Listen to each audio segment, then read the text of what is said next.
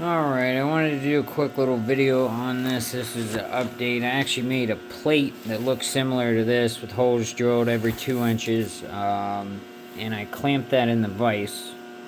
And that's helpful in certain situations, especially like big plate or really thick stock. You're able to turn it up at an angle.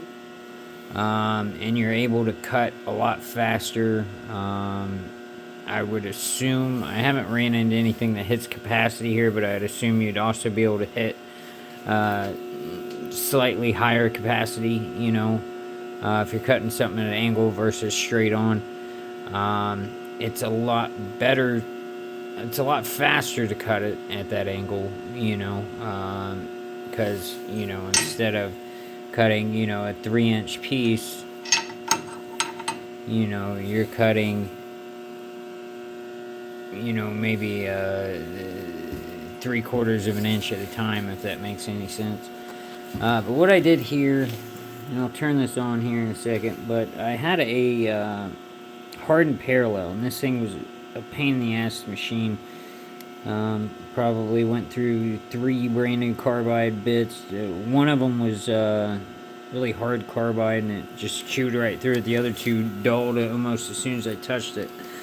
But if you could see how I machined down this back relief, so when this block comes down, it doesn't, it's able to, function. I cut this relief in here for the blade, and then I got 2 sides there to a fence, so it's almost a 0 clearance, type insert. And then this, I just put grooves in there on the lathe, and holes in here, so I clamped that onto the fence. So this thing's giving me a lot more usefulness, because before I did this, cutting something like this, sometimes you can clamp it in the vise, but you're supposed to clamp in the middle of the vise. If you get to the outside edge, this thing starts cocking sideways, and it's just, this works 1,000 times better. It's hard to explain. But I'm going to turn this thing on, make this cut. I'll show you what we got. Here's actually the finished product. So this edge is machined. No, it's dirty. I don't have air right with me. But that's the bandsaw edge. You can kind of tell right there. But I mean, it's spot on. How I pulled that off was, you got your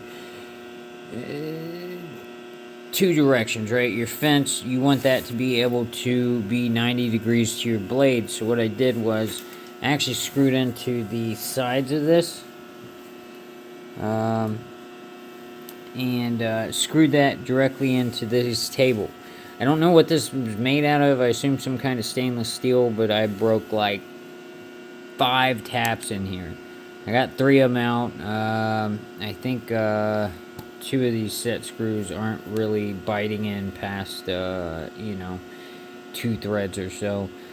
And then I put set screws in the hardened parallel to be able to cock that thing off, push it off of the where this was, because this edge wasn't machined, definitely was not square to the blade. And then I also had an issue where this table was tilted down. So what I did there was I took this thing off, it's brake right there, unscrewed the bolts, and actually ground down where it connects at the top, so it would pull it up. It's very close to level with the table and a flat plane. It's not quite, it's still leaning down a little bit, but I would rather it lean down than up. If you get a long piece of stock here and it's leaning up, when you cut it, it's going to pinch the blade and can lead to a lot more issues. I think that's why they specifically had it like that, but it was a little too much for my taste, especially if I'm going to be cutting stuff on this table versus over there. Issue cutting over there. I did make like a plate with a 2x2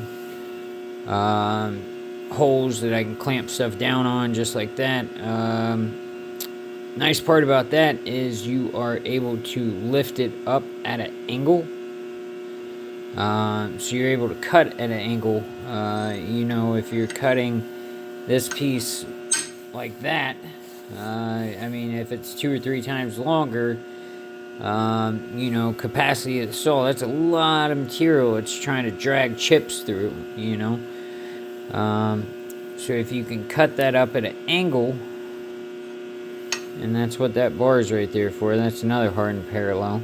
If you can cut it at an angle, you know, instead of going through the full width of the material, you're going through, you know, inch or a quarter inch or a half inch or 3/4 inch at a time, and it makes much quick work of this. Now, I was sitting here jabbing, and it looks like this thing touched the material, so I'm gonna lift it up a little bit, and then I'm gonna turn cool it on, cut it, and I'll show you the work.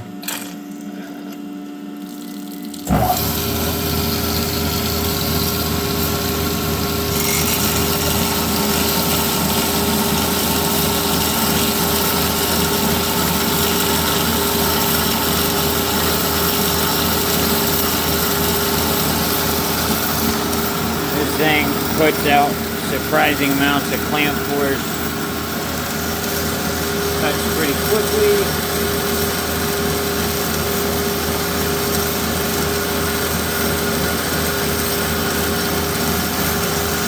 I've gotten a habit of turning the coolant off quicker than need be.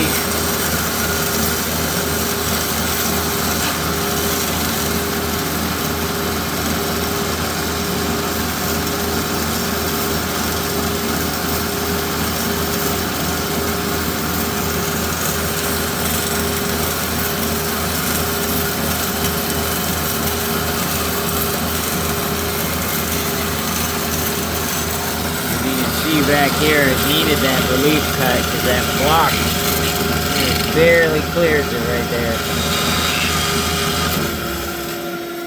And I don't know if you just heard it, but that blade definitely drags that back edge. You can actually see where it hit a couple times. I thought about grinding it down, but I think I'm just going to leave it, honestly. Now,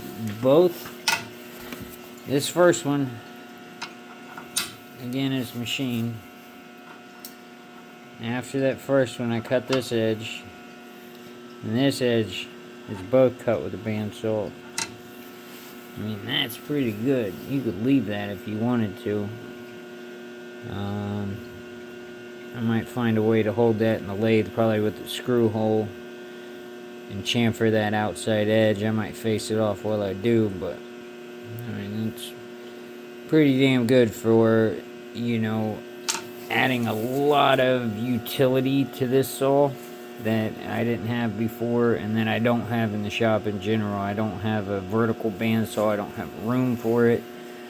You know, I got this thing for a really good deal, and it's by making, you know, it more versatile. It's just, you know, really added a lot of use and a lot of versatility and a lot of capability to the shop. But just wanted to put this out there.